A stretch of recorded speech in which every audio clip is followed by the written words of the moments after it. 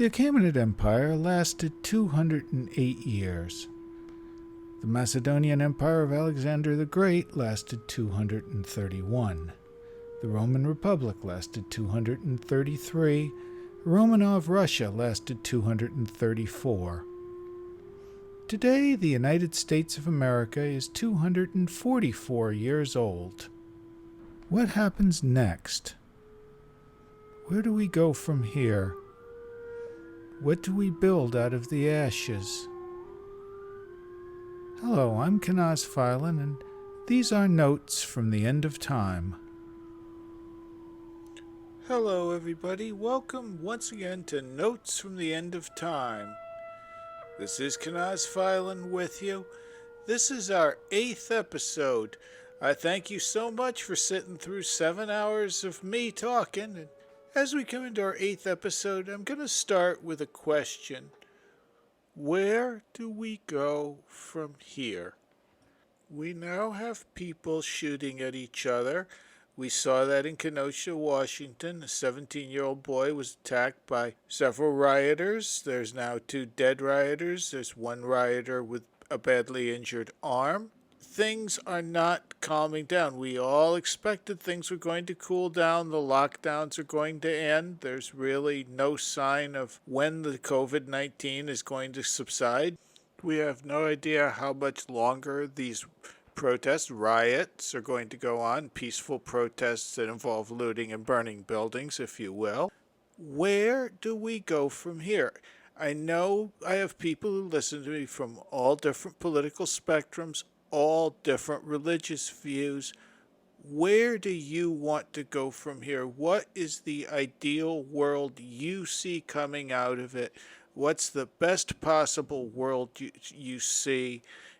And how do we avoid the worst outcomes? We really need to start talking about that because things are not getting better. Some people have accused me of some of the approaches I've taken on here of being a bit of an antiquarian, a little bit of a Luddite. I've been critical of technology because we as a society have become so dependent on technology which relies on intensive use of energy, which relies on scarce natural resources, and which also relies on unbroken global supply chains. I don't know how long we're going to have those things. I see a number of possible scenarios for the future, but all of them essentially involve us having less access to that sort of technology. Certainly we will be paying more for it should relations between China and the United States break. And I expect that there's going to be greater downward mobility for most middle-class Americans and even a pretty fair number of people who thought themselves upper middle-class Americans. So I don't expect technology to go away. I'm not a Luddite, and I don't think we're all going to go back to living happily in the Shire or in a little medieval village. I expect people will be accessing the internet for a while, though they may be accessing it with older or less powerful computers than they were accustomed to. I don't think we're going to give up technology altogether. I don't think we can give technology up altogether. But I think we need to weigh and understand the way it has affected our lives. We understand, if you're listening to this, you probably understand, or at least you have a deep suspicion, that our technology has corrupted us. And so what we need to do is we need to go back to the people who experienced the Industrial Revolution, the Scientific Revolution, the French Revolution. We know the good things that came out of those revolutions, but now we need to look back and think about what we lost because of those revolutions. We're all happy about science. We're all happy about the advances in medicine. We all think the world's a better place without smallpox, but what did we lose in exchange for all of those gains, and how do we get that back? One of the sources I keep coming back to in my own studies is a man named Gilbert K. Chesterton, better known as G.K. Chesterton. And what I was going to do tonight is offer some selections from Chesterton's 1908 book, Orthodoxy. This was written at the time Chesterton was still a high church Anglican. He would later go on in 1922 to convert to Roman Catholicism and wrote some absolutely brilliant books on that subject. Orthodoxy is primarily a defense of Christian tradition and the Christian faith against the modern progressive worldview of Victorian England. In that book, Chesterton said, "Modern masters of science are much impressed with the need of beginning all inquiry with a fact. The ancient masters of religion were quite equally impressed with that necessity. They began with the fact of sin, a fact as practical as potatoes.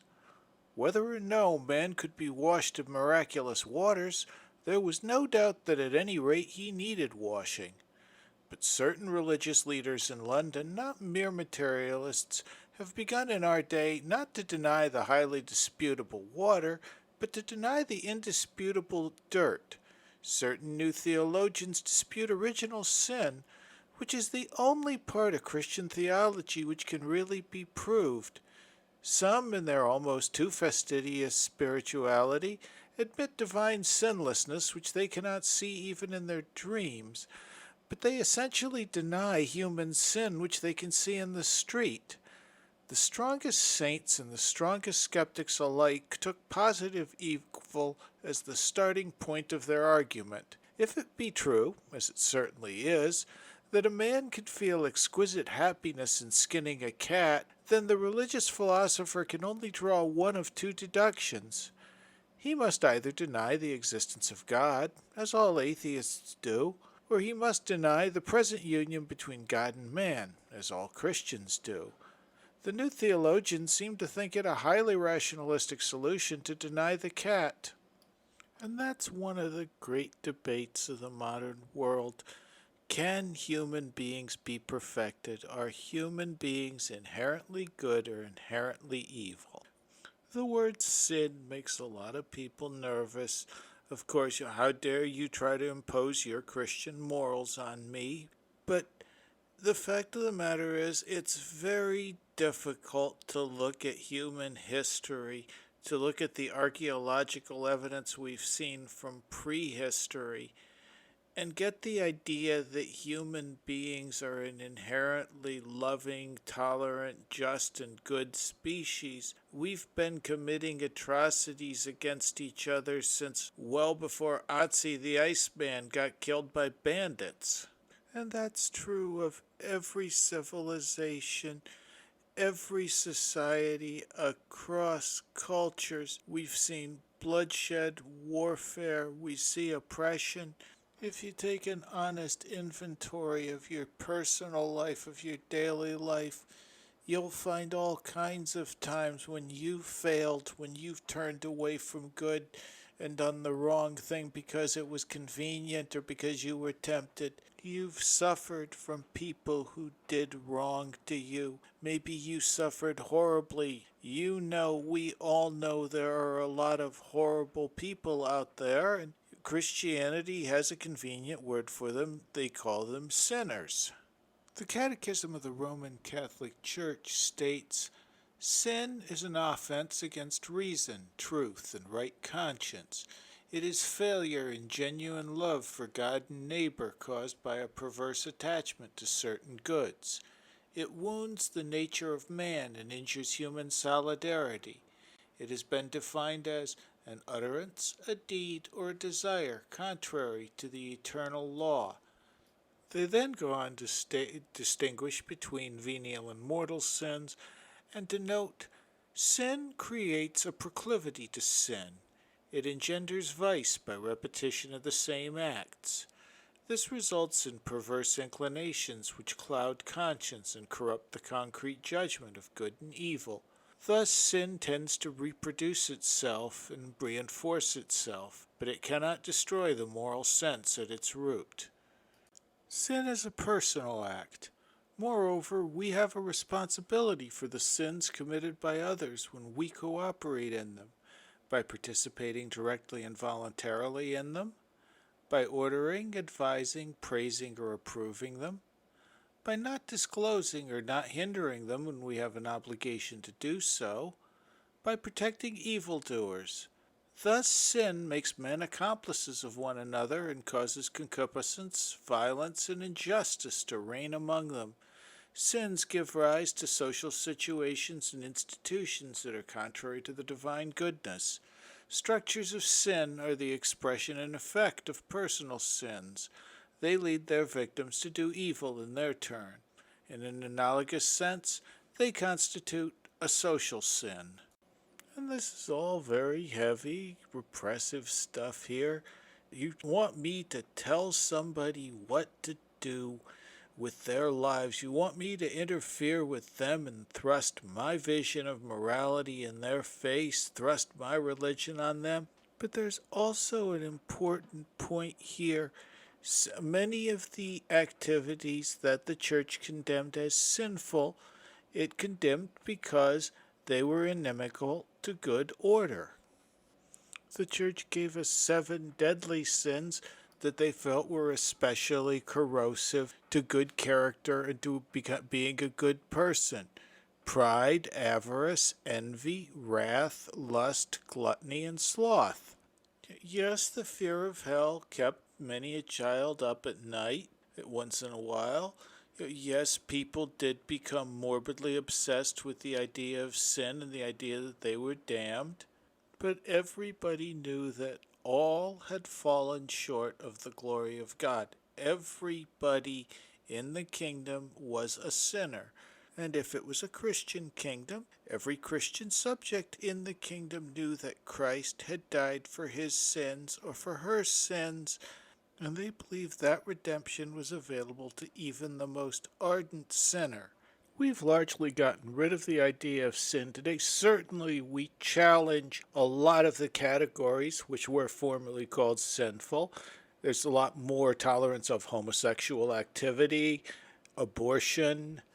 We've really challenged the idea that women should be expected to live up to a standard of modesty. We call that slut shaming and kink shaming.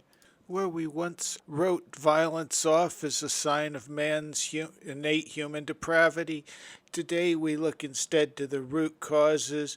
We try to find out the social reasons why people become violent. We look at economic disparities. We look at all sorts of things. Granted, if you look down some lanes of inquiry, you can get yourself into a great deal of trouble. But instead of just condemning violent behavior as sinful, we now see it as a disordered behavior, and we seek for the ways in which we can cure or manage that disordered behavior. Now, don't get me wrong, there is definitely something to be said for that approach, though I would note Christianity had recognized many of those social ills centuries before our technological era and made efforts to address them. But the social sciences have certainly provided us with some very useful tools towards addressing those issues. But where they've given us all these new ways of addressing sin and dealing with sin and cataloging sin, they stumble on the issue of redemption. I will grant you, redemption in medieval Europe in the pre-technological world was a messy and flawed process. The process of redemption for one's sins could involve being broken on a wheel, burned at the stake, hung at the gallows. Christian Europe certainly engaged in many acts that we today would consider cruel. But those punishments were also intended as a means by which the prisoner could play a role in his own redemption. There was always great care taken that the prisoner would be blessed before death, would be encouraged to say a prayer, would be encouraged to repent. Even during torture, there's one case, I think it was Balthazar Gracian, the guy who kills William of Orange. They put this guy through an execution that's essentially 2 weeks of unremitting torture. It ends with him being broken on the wheel, and as he's begging for water, they decide to give it to him. This is the assassin of their beloved king because they didn't want his immortal soul to fall into damnation through falling into despair and cursing God. This is a really important point here. This was thought as a means by which a wrong against God could be avenged, could be taken care of, but it was also thought of as a means by which the wrongdoer could find his way back to God.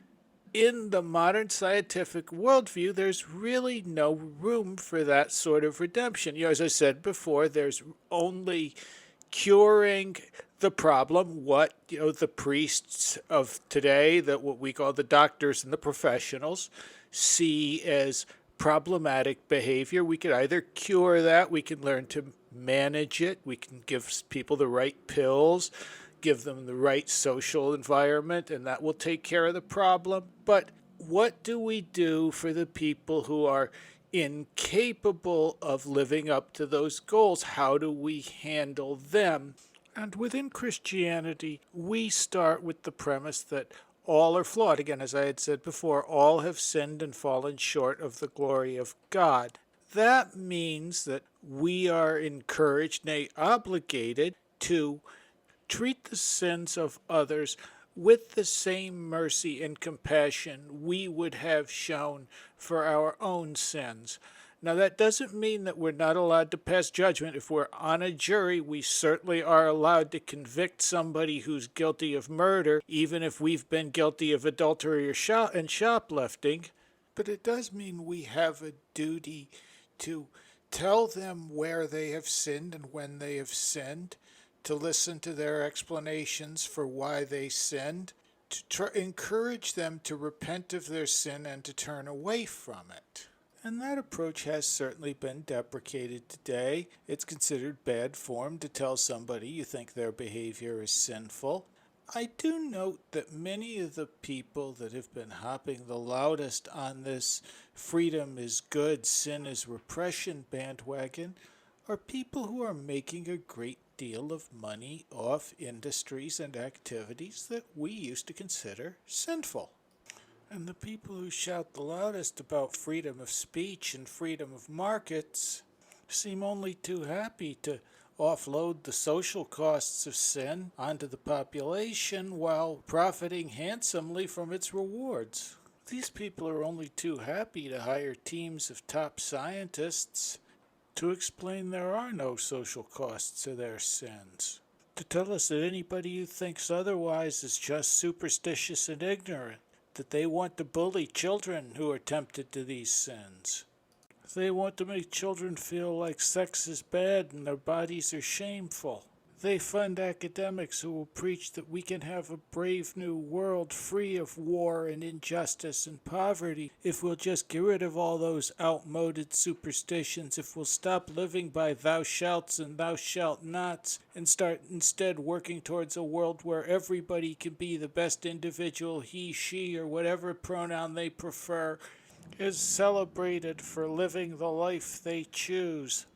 But all their efforts to free us from the knowledge of good and evil have not sent us back to Eden. They have resulted in exactly the sort of social and personal disorder and degeneration that the Vatican's Catechism and that G.K. Chesterton would have predicted as a direct consequence of tolerating sin. And because of our loss of that moral compass of the simple basic rules of good and evil as set forth clearly and understood by everybody within the community, we've lost the community center itself. We've degenerated into a bunch of individuals, and ultimately we wind up falling into solipsism. Which leads us into another passage from Chesterton's Orthodoxy. There is a skeptic far more terrible than he who believes that everything began in matter. It is possible to meet the skeptic who believes that everything began in himself. He doubts not the existence of angels or devils, but the existence of men and cows. For him his own friends are a mythology made up by himself. He created his own father and his own mother. This horrible fancy has in it something decidedly attractive to the somewhat mystical egoism of our day. The publisher who thought that men would get on if they believed in themselves, those seekers after the Superman who are always looking for him in the looking glass, those writers who talk about impressing their personalities instead of creating life for the world, all these people have really only an inch between them and this awful emptiness. Then, when this kindly world all round the man has been blackened out like a lie, when friends fade into ghosts and the foundations of the world fail, then when the man, believing in nothing and in no man, is alone in his own nightmare, then the great individualistic motto shall be written over him in avenging irony. The stars will be only dots in the blackness of his own brain. His mother's face will be only a sketch from his own insane pencil on the walls of his cell, but over his cell shall be written, with dreadful truth, he believes in himself. And 112 years after that was published, it's such a brilliant description of our internet generation. We have friends. I have a couple thousand friends on my Facebook page. You've probably got hundreds, maybe thousands of followers on your social media. How many of them do you know personally? Some of them may be bots. If you've had a political conversation on the internet, you've probably on more than one occasion been accused of being a bot for the Russians, for the Chinese, for George Soros, for the Koch brothers. There's no shortage of people out there who are hiring bots or who are perceived to hire bots. There's no certainty that anybody you're talking with on the internet is not a dog, as Scott Adams would have it. And particularly over the past few years, we've seen this enormous and ever-growing distrust of mainstream media, of official sources. And I will grant you that distrust was largely earned, but the consequence of it was we lost yet another community center. Walter Cronkite complained about the Vietnam War. Lyndon Johnson looked over at his advisor and said, if I've lost Walter Cronkite, I've lost middle America. We don't have a big journalist. We don't have any mainstream publication that has the dignity, the gravitas, and is as widely believed as the mid-century CBS News or the New York Times. We now see news based on what we want to read. We live in what's called information bubbles, where we only see things that pre-confirm our prejudices and are never exposed to things that might make us challenge our view. Instead of being encouraged to conform to community standards and be a peaceful and productive member of the community, we're now encouraged to flout community standards and to become the individual we want to be. We're allowed to choose from any of 100 different hair colors, 57 different genders, a whole bunch of dietary choices, lifestyle choices. We're allowed to choose between 150 different ways of having an orgasm, and we're even allowed to identify ourselves by our disinterest in having orgasms.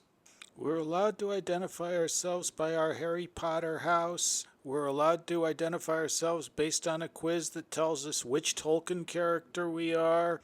And all of this focus on identity doesn't strike me as a people who are confident in their identities and who are secure in their identities. It looks to me for all the world like a bunch of people who are desperately searching for an identity.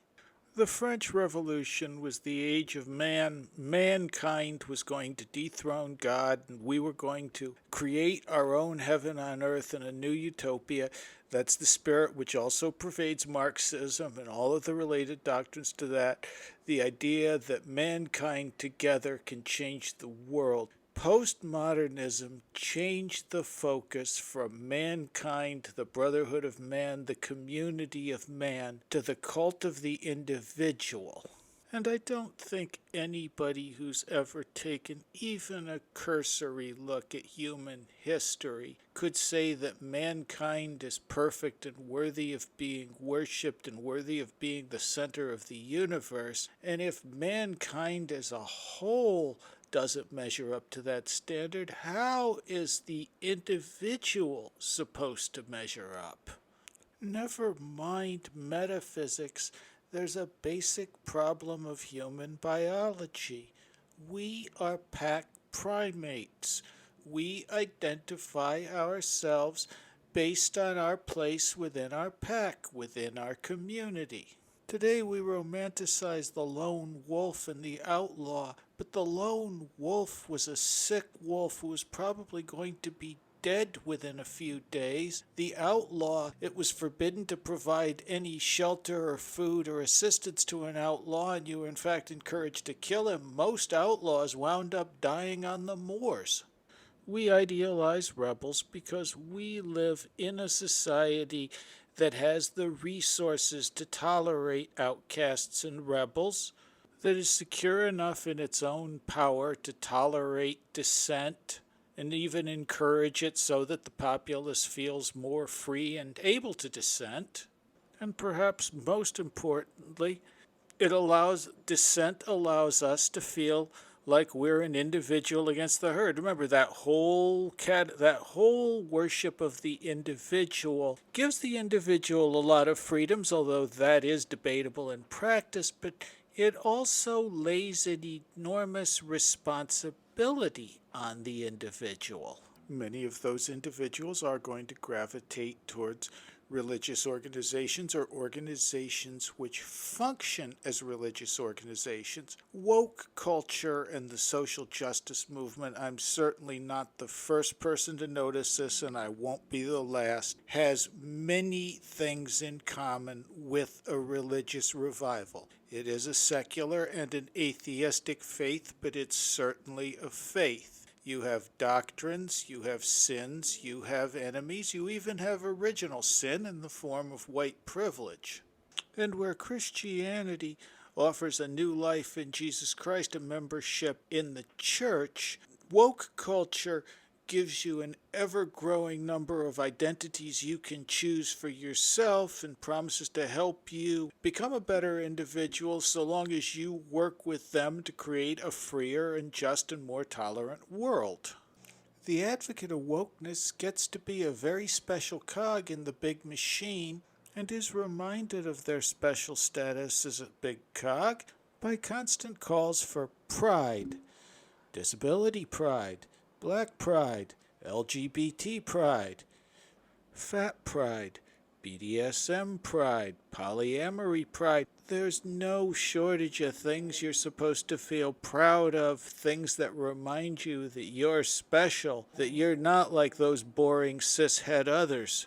Within Christian tradition, certainly within Roman Catholicism, pride has historically been seen as one of the 7 deadly sins. Pride goeth before a fall. Some of the ways we can be guilty of the sin of pride include taking personal credit for gifts or possessions as if they had not been received from God, by glorying in our achievements as if they were not primarily the result of divine goodness and grace, by minimizing one's defects or claiming qualities that are not actually possessed, by holding oneself superior to others or disdaining them because they lack what the proud person has, by magnifying the defects of others or dwelling on them. When pride is carried to the extent that a person is unwilling to acknowledge dependence on God and refuses to submit his or her will to God or lawful authority, it is a grave sin.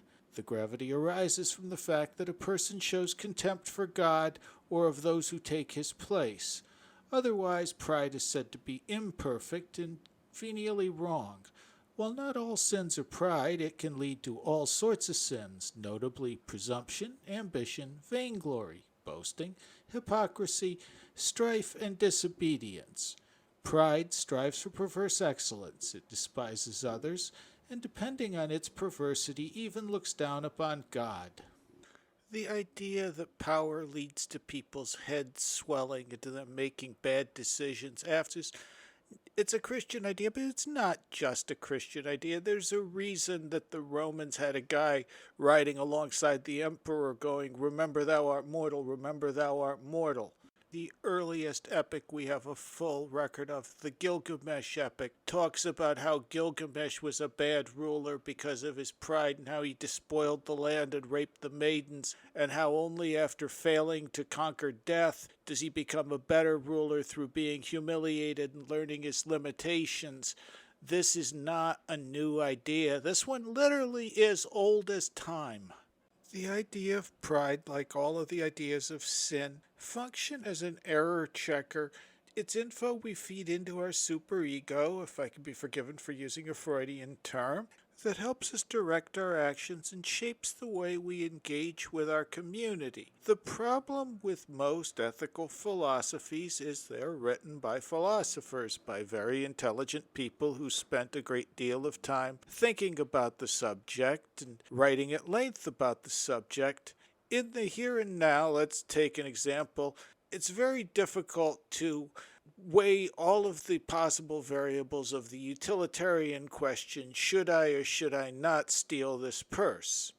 How much does the purse holder need the money? How much do I need the money? What cause am I going to support with the money I get from stealing this purse? Is it a good cause or a bad cause? How much utility will everybody get out of that, and what will the total net happiness be? The Christian position on this would be much simpler. Thou shalt not steal. Stealing is a sin. Don't do it. It's another universally acknowledged truth that theft is bad and theft is harmful to individuals and communities. In the long run, it's best for us to discourage theft. Stealing is a sin may very well work better to discourage theft than stealing is only acceptable when you have good cause for stealing. And these are not arbitrary rules. I quoted Catholic culture earlier. I've also quoted the Vatican Catechism. These documents are available. They're basically the tech manuals for anybody that wants to explore further why the church takes particular positions on particular subjects, but it's not entirely necessary for them to do so, just like it's not necessary that you know how to code in C to use your Windows computer. I am not saying this is the only way one can strengthen, care for, and feed the superego. There are certainly other religious traditions which have come up with very similar ideas on human behavior. Like I love to say, Tolkien's quote about everybody who sails towards a harbor of truth is going to sail shakily towards it. Our ancestors were not idiots. Our neighbors were not idiots. Human beings are not idiots. If we all look at the same evidence, we're all going to come to very similar conclusions. But I will say that these traditions did a better job of producing stable, peaceful, and happy societies, that these traditions led to saner and more stable human beings than this current cult of identity which holds the individual to be preeminent and says that you are your own God. I believe that down that way lies only hedonism, nihilism, and despair. Again, everybody likes to talk about falsifiability and verifiability. You see this today. You see we've become a society obsessed with hedonism. We've got a society where for young girls, getting an OnlyFans account as soon as they turn legal is a rite of passage. You've got epidemics of suicide, of opiate abuse, of drug abuse, alcoholism. You can see despair in the antidepressant prescriptions, in the men putting gun barrels in their mouths. You can see it in the streets where people have been rioting and burning and screaming with no real plan. It's just this outburst of blind rage and lashing out against a world that's made them very, very angry. This again is another thing Chesterton talked about in yet another excerpt from Orthodoxy. The Jacobin could tell you not only the system he would rebel against, but what was more important, the system he would not rebel against, the system he would trust. But the new rebel is a skeptic and will not entirely trust anything. He has no loyalty, therefore he can never be really a revolutionist, and the fact that he doubts everything really gets in his way when he wants to denounce anything. For all denunciation implies a moral doctrine of some kind, and the modern revolutionist doubts not only the institution he denounces, but the doctrine by which he denounces it.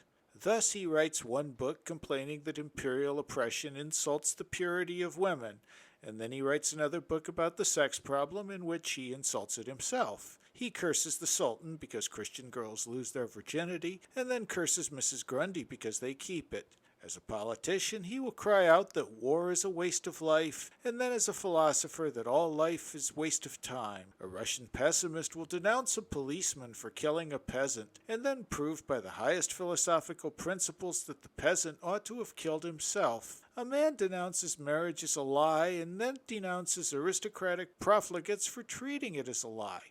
In short, the modern revolutionist, being an infinite skeptic, is always engaged in undermining his own minds. In his book on politics, he attacks men for trampling on morality. In his book on ethics, he attacks morality for trampling on men. Therefore, the modern man in revolt has become practically useless for all purposes of revolt. By rebelling against everything, he has lost his right to rebel against anything. I don't know if you've noticed, but our political atmosphere has gotten kind of heated over the past several years, where we've been in this constant state of anger and outrage. I'll also notice right after Donald Trump was elected, powerful Democratic politicians, leading journalists, set themselves up as what they called the resistance, as if they were going to resist the Nazi fascist tyranny which we had brought into office when the Russians got Donald Trump elected.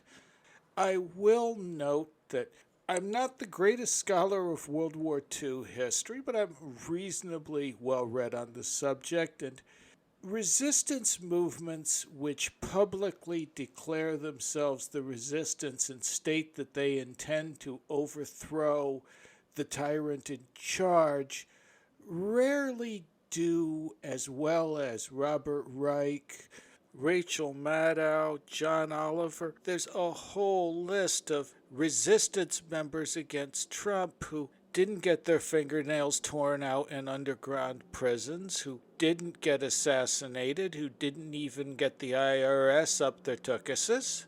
And that's because rebellion is sexy. Rebellion is exciting. It's the reason kids prove they're not part of the mainstream by dressing in the clothing and listening to the music of one subculture or another. It's why you see suburban moms lining up at corporate-funded protests, fighting the establishment by promoting whatever cause the establishment finds fashionable or useful this season. In a society as focused with individuality as ours is, being a rebel helps you stand out from the pack, where once the idea was to fit in. Today the idea is to stand out, and if you rebel in the right ways, you'll find a crowd of people who will rebel alongside you, wearing the same uniform you're wearing and arguing that they too are individuals. And because protesters protest and rioters riot, a lot of the people who are involved here are here not so much because they care a great deal about the cause. Some might even be hard-pressed to tell you exactly what the cause was. They're there to establish their place within the pack, the community, their circle of friends, as somebody who cares, as a woke white person. And this is not an entirely new phenomenon. Believe it or not, during the 1960s, the famous college protests, many of the people that were there were only there to prop up their social status. And believe it or not, there were even a few college-age men who showed up at these protests with the hope of finding nubile young sex partners. Protest organizers have always been aware of this. They know that numbers are more important than motivations in the grand scheme of things. And so they've used that social status seeking, they've used simmering tensions and anger in neighborhoods, and they've channeled it toward their own ends. Because if your only end is going to a protest, you would best assume that the people throwing that protest, the people busing you there, or the people organizing it, are doing it for their own ends, which are greater than let's just trash stuff or just let's just chant in the street. For over 3 months now, we've seen peaceful protests and violent riots going on. Violent protesters have largely been coddled by domestic police forces. There have been some arrests, there have been some rubber bullets, there have been some tear gas. 2 words, Tiananmen Square. The response which rioters and protesters have received has been, if anything, disproportionately lax compared to the damage being done. Is this because the Democratic mayors fear the rioters? Or is that because the rioters are acting in the interests of the people who fund and control the mayors and the governors who are allowing it to happen? Major corporations are giving billions of dollars to support Black Lives Matter and similar causes. Are they supporting these protests because they're scared of the looters and hope that they'll somehow buy protection for their stores? Are they doing this out of the sympathy of their hearts, or are they doing this as a marketing opportunity? When you're a revolutionary and you see riots like this, it's pretty easy to get caught up in the whole grand sweep of things and all the excitement. But stop and ask yourself, why are these people funding protesters who are calling for a revolution? What kind of revolution do all of these supporters hope to see after the smoke clears here? Now we're getting back to the question I asked in the beginning of this episode. What is your end game? The people who are funding this have an end game in mind. They have goals. They have things they hope to accomplish. What do you hope to accomplish? We know you hate the system. We hate the system too. We know you want to see the system fall. We want to see the system fall too.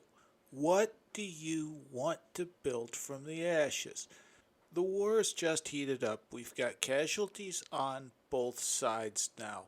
There was a shooting of a patriot in Portland. Of course, there was the shooting of the Antifa people in Kenosha. We've drawn blood. We're no longer just fighting in the streets with sticks and bats. Now we're going at each other with guns. You've got to ask yourself, what are you willing to die for, and what are you willing to kill for?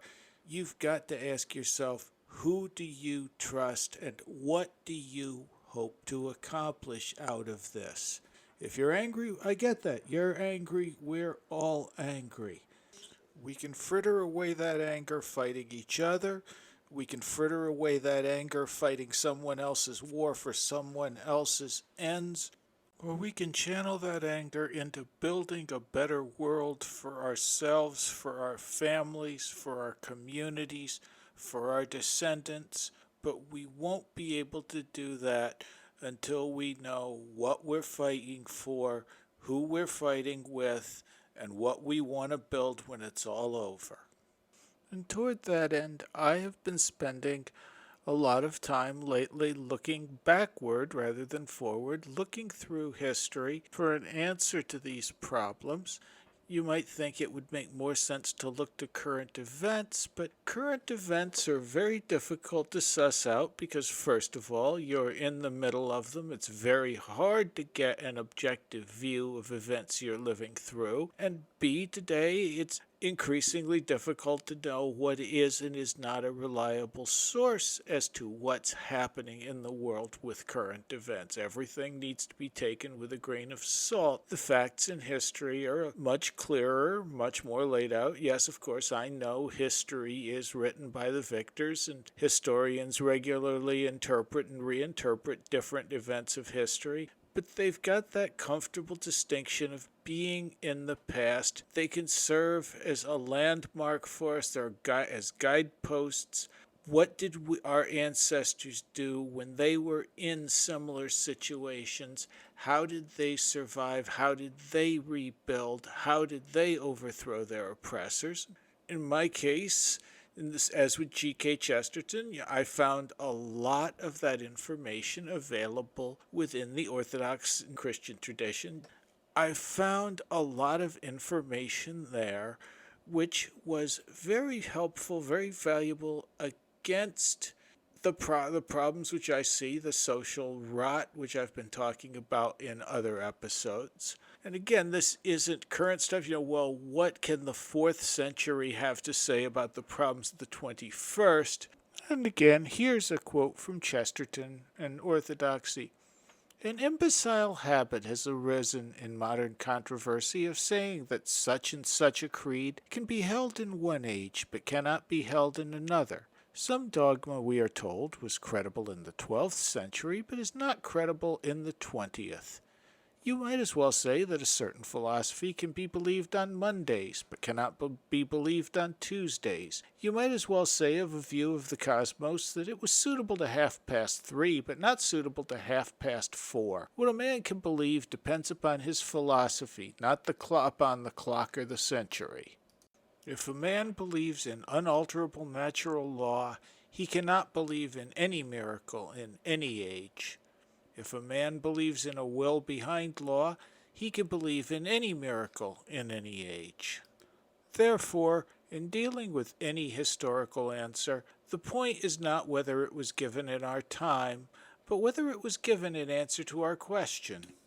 And that's very much the approach I've been taking. If I can look back at history, in the case of the Catholic Church, there's 2,000-year history, at least 1,600 years of it very well documented. I can look back at the answers they had to questions, and when you do that, you start noticing patterns. And noticing patterns can get you in a lot of trouble in today's society, but it's also a really good way of predicting the future by looking at the past. Today, people think the church is on its last legs and Christianity is soon to go the way of the dinosaur. They probably thought that in 33 AD after the founder got crucified. They probably thought that after Nero started burning them in the arenas. They thought that the Diocletian persecutions were going to wipe Christianity out when there was the great schism between the East and the West in the 9th century. They were convinced this is the beginning of the end, and now, of course, Christendom is no longer united. Christendom will fall. Then when they lost the Holy Land in the Crusades began and they found it and lost it, oh no, Christianity is going to fall to Islam. And then in 1454, when Constantinople becomes Istanbul, this is the end of Christendom. Islam is finally going to triumph and they're going to march through Europe. And then there was that unpleasantness with that monk Luther nailing up inflammatory pamphlets on the wall, and of course yet another split with Christendom. Then England decides to found its own official church, and that's going to be a catastrophe. And yet somehow, through all of these catastrophes and all of these changes, through all of this changing world, the church has remained a constant, stable presence. And when I look at Western civilization, I see a civilization that for the past 1,700 years has been intimately involved with Christianity, and for at least the last 1,000 years, generally longer throughout most of Europe, has been a Christian community. That does not mean an observant Christian community, at least it certainly doesn't today, but it does mean a community whose ideals were rooted in a Christian tradition, were rooted in the Bible. In the case of the Catholic countries, were rooted in the teachings also of the Church Fathers and the Church.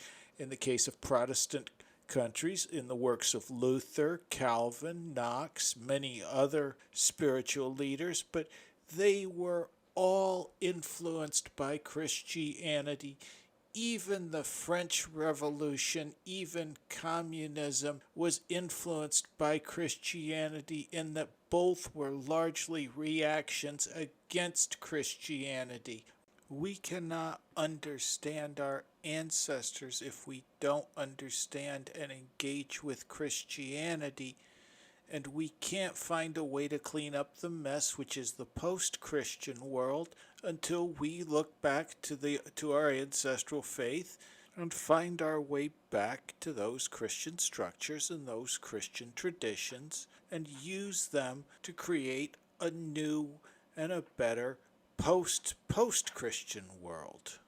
That cornerstone will serve as our foundation, and those eternal truths will be the structure we use to create our new society. And we will not make our new society until we make ourselves better people who are better fit to live in a better society. Sin is both social and personal. Our quest has to be both social and personal. Christianity was historically in the West the tradition we relied on for that social quest and that personal quest. Christianity also served as a common moral lingua franca that helped with trade and with commerce and diplomacy across empires. It can still serve that same purpose in today's world. People who hold the same eternal truths may have big doctrinal differences. We may be competing for resources with each other. We may have historical grievances, but we share that same common Christian moral language. We have the same basic definition of sin. We have the same basic expectations of honesty and the same basic distaste for lying and horror of perjury. No, this doesn't mean we're automatically going to be best friends. Negotiators rarely find themselves in ideal conditions where they're talking with people they like over non-controversial topics, but negotiators also find that every bit of common ground they can find makes their job much easier. Christians are going to be able to work between denominations and sort out their differences between themselves more easily. They are going to be able to organize together more effectively than they are with non-Christians. And I think any non-Christian groups, certainly any explicitly anti-Christian group, is going to have a very hard time finding that kind of cohesion. And no, this isn't about building a theocracy and forcing people to attend church at gunpoint. I'm much more interested in making churches places worth attending again, making them the community centers and founts of social and moral and spiritual support which they once were. And the way to do that is not by taking over a kingdom and baptizing the population at sword point.